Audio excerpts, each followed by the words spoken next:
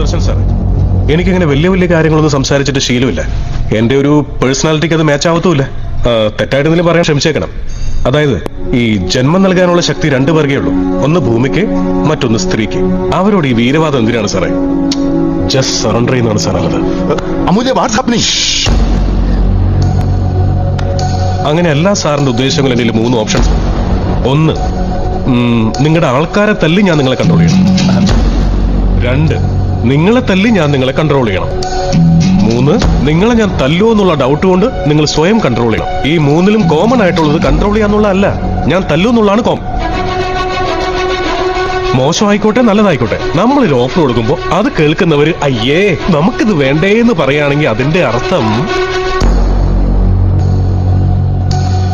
നോന്ന് തന്നെ.